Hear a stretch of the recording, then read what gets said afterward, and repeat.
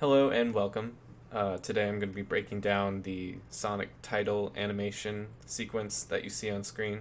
This is a project that I made in college for an assignment, and I saw a commenter actually reach out and he was wondering how this was made, and so I figured I'd go ahead and break down how I did some of this because it is a weird combination of sort of doing frame by frame animation mixed with tweening and keyframe animation in After Effects. And so I'm going to go through and show you how I mixed the two together to create what you see on screen. So, here we are in Adobe Animate, which is where I did all of the frame by frame stuff. And basically what I did was I animated a bunch of these swirl animations frame by frame hand drawn, and then I exported the PNG sequences into After Effects and put some smoothing effects on them to make them look more liquidy and more smooth in After Effects, and I'll go over that in a bit. But how the actual frame by frame stuff was created was I just animated a static circle along an invisible path sort of swirling into the center. And then once I had those on twos, I went back and did some straight ahead animation on the rest of the liquid parts where it sort of streams behind in the shape of the curve and then tapers out and fizzles away at the end. And it wasn't too important to me that it needed to be as smooth as possible, since I knew that I was going to be adding some smoothing effects in After Effects later on, which saved me a bunch of time of actually making this look more smooth, since I didn't need to worry about that and I could just go ham drawing each frame and getting it done really quickly. But yeah, after I finished animating some of these swirls, I went into After Effects. Now, okay, let's see. Now, I did make this in college, so obviously you want to have your After Effects project a lot cleaner than this. It just kind of got messy towards the end, since I had a pretty strict timeline for this. But pretty much, so all of these are the PNG sequences that I had imported into After Effects, and some of them have these effects, which I'll go over, and some of them don't. But basically, let me see if I can find one of the main ones. I think it might be this one. Yeah, okay. So this red one here. So I imported that red swirl that you saw in Animate in here, and the way I got the other ones around here is I didn't actually animate more than like two. I just imported these PNG sequences and then rotated them and flipped them and then changed their color. Now you'll see these effects on here. So this orange one, to get it looking more clean and liquidy, I have these choker effects on here, and without them you can see that it is a lot more like wiggly and thick. And basically what these choker effects do is they sort of take away, they sort of choke the pixels inward a little bit, and then this matte choker has a little bit of geometric softness to it, which sort of blends some of this. And then the other effect, the simple choker, takes that blend and then makes it a hard edge. So now it's a lot more fluid-like and curvy, and you can't really see the mistakes of quickly hand-drawn straight-ahead animation. So that was the tip to get sort of it to look more liquidy, rather than just more solid, because I was going for, liquid. So in addition to having just straight up frame by frame hand animated stuff, there was also stuff in here that was made in After Effects and keyframe animated, pretty much. For instance, this ring. Now, I would, going back, looking at this now, I don't know why I did not make this like completely circular. That's probably just a product of the time. I was definitely in college. I guess I didn't know how the pen tool worked as well as I do now. But pretty much, so this is just a stroke in After Effects, and then it's keyframed to go from the outside curve to just straight, and then flipped over, and then it goes back out to give the illusion that it's rotating. And then to get the shadow, what I did specifically here was if you can kind of see it, I hand drew the shadow, just because I wanted like this line, and I don't know, looking back, I guess I would have just had this also be in After Effects, but at the time I was really into just doing as much hand-drawn animation as I could, and obviously it's pretty wacky, pretty rough. You could see some of this is like the shadow down here just kind of jumps all over the place, but it served the purpose for what it needed to be. And like how I think I exported a video file of this animation after I'd done it, and then I drew on top of that back in Animate. So this project had a lot of going back and forth between After Effects and Animate, and like doing frame by frame, doing some keyframe animation, and then realizing that I wanted to do frame by frame on top of that keyframe animation, and then going back and forth and back and forth. And that was sort of the nature of the beast with this title sequence. But moving on to some other stuff, I wanted to show, so in addition to the hand-drawn shadow, I also did let me see if there's so to get this liquidy effect when it's like in place of a smear frame, I decided to like make it everything look like it was made, have some liquidity to it. So when it's turning really fast, I had done the same process again, and I had drawn over my animation, and all of this liquid stuff is just hand-drawn PNG sequences imported in here. And even the highlight I did as well. And obviously you can see it doesn't line up quite right, I think, because I think I ran into the issue of the video file, the encoding on that was not like working right when I imported it into Adobe Animate. But for the most part, you don't really notice that when you watch the animation. But definitely, if I were to go back and redo this, I would want to make sure that this is all nice and clean, because it's kind of rough. But I still like the effect of taking a smear frame and just giving it more of a liquid touch. I think it looks really nice in animation. Moving on, let's see what else I have in here. Oh yes, this. Let me see. Is this one of them? Okay, yeah. So this is another example of mixing keyframe and frame by frame animation.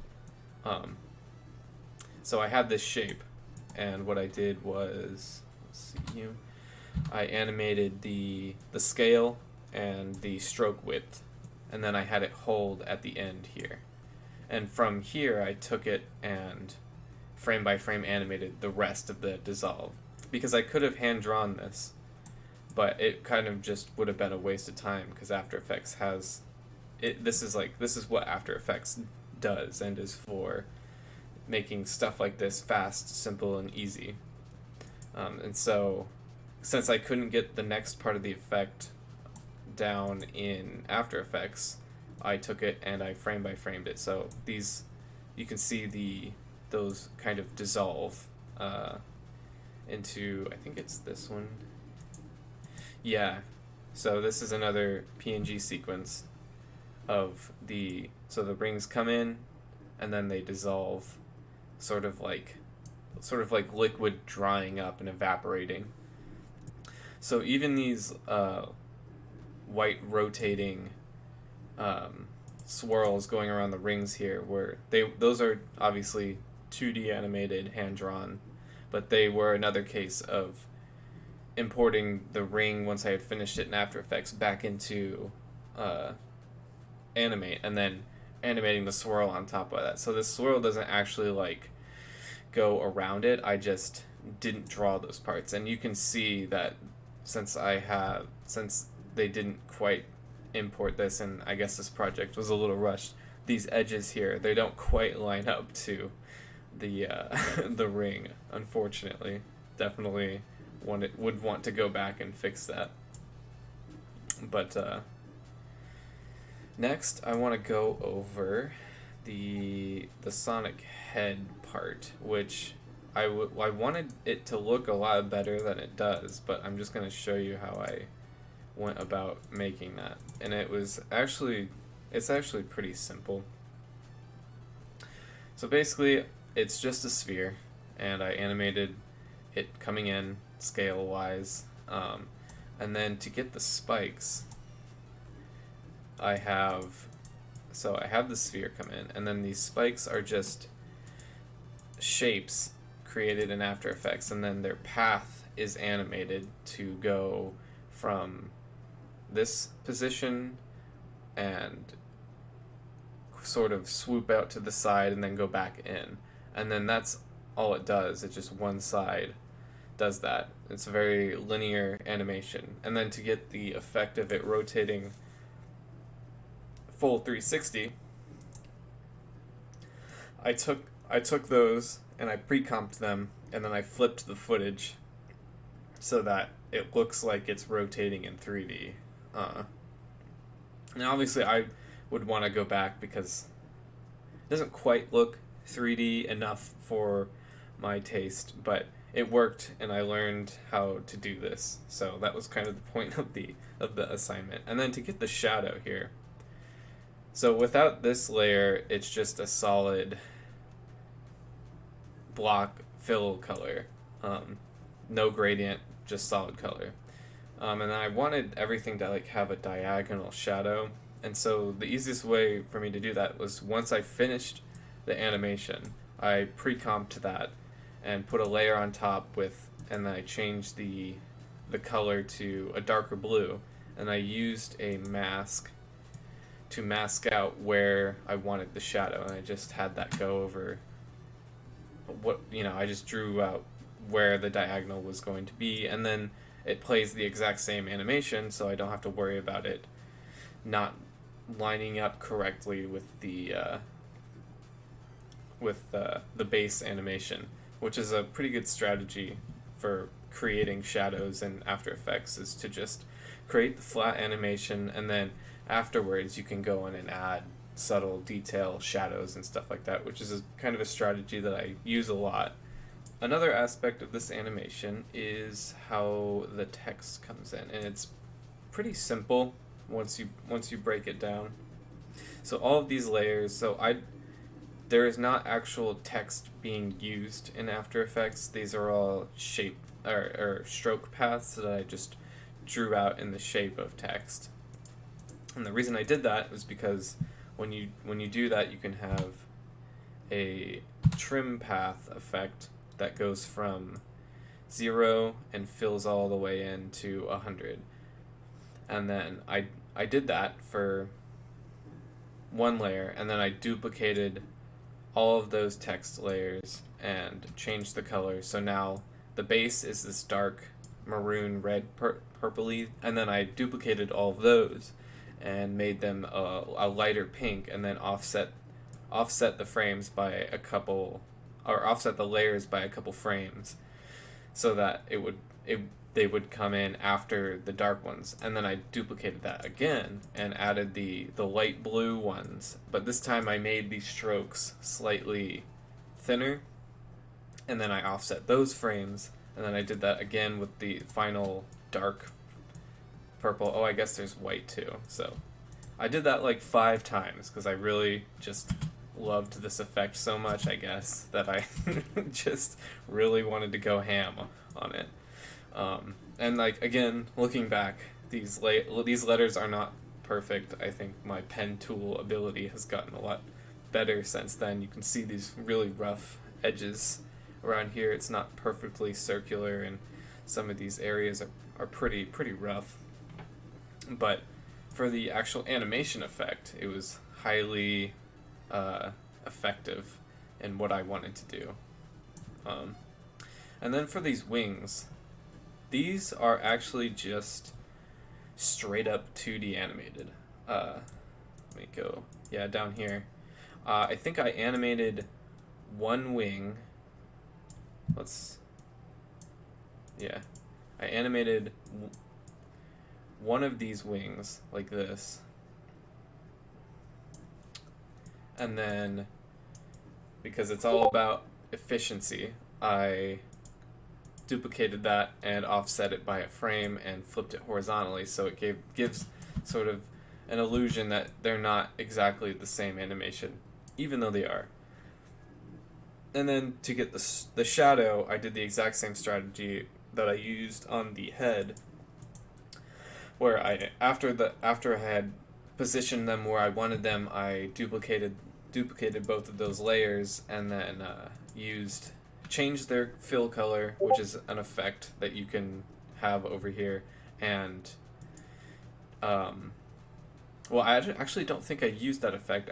I think this is before the time that I knew how that effect works, so I actually exported 2 different PNG sequences, which was horribly, like, not efficient at all. But you can just type in the fill effect here, and whatever shape you can put it, even if you put it on PNG sequences, like, it'll fill the entire thing with a certain color, and then you can just change it to whatever you want, which is a highly more efficient way to do it than change the entire color of my frame by frame animation and then re-export another version of it.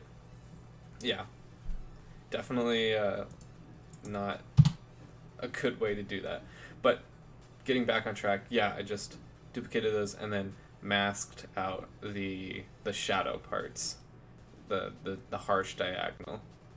So that's pretty much how the animation was done, and really the only other thing that has made this project what it is was the background, which is very simple.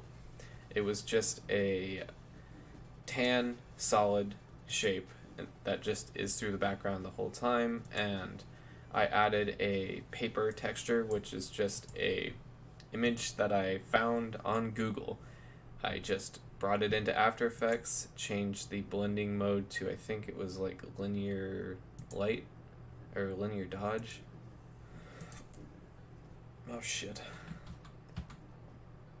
What the hell was it? Linear burn. It was linear burn. And then the opacity was down to 20. So it gives a little bit of texture in the background, not too much to be distracting, but enough so it feels a little more interesting than just a blank solid. But anyways, yeah, that's pretty much how the entire animation was created from the back end. Let me know if you have any questions, and I'll be sure to answer them in the comments, and thanks for watching. Okay, bye.